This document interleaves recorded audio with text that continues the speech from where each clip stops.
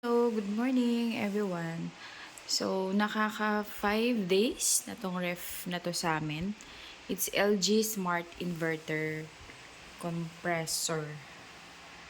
What I like with this, no frost ref po siya.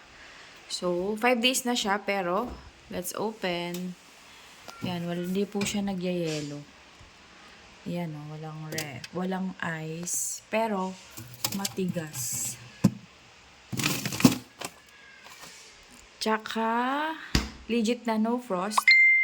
Number 2, what I like with this, humihinto yung makina niya. Pag na-achieve na yun, yung inverter talaga siya. Hindi siya mainit. Kasi I've heard yung iba, mainit na mainit yung gilid. Ito ang lamig.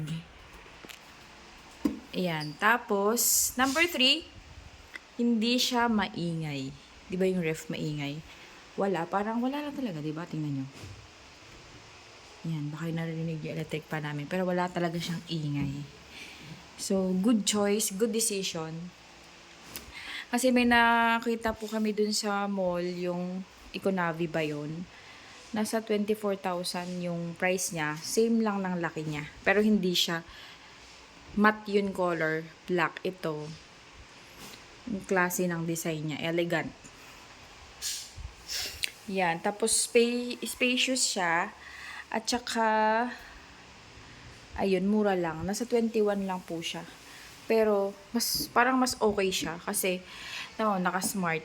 Pwede mo siyang i-connect sa wifi. Yun, smart diagnosis. So, hindi pa namin yun natry ng asawa ko. And, ito yung kanyang watts.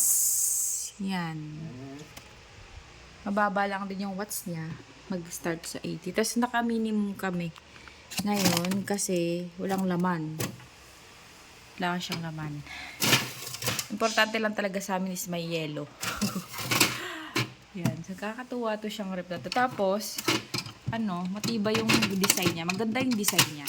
Malinis, spacious.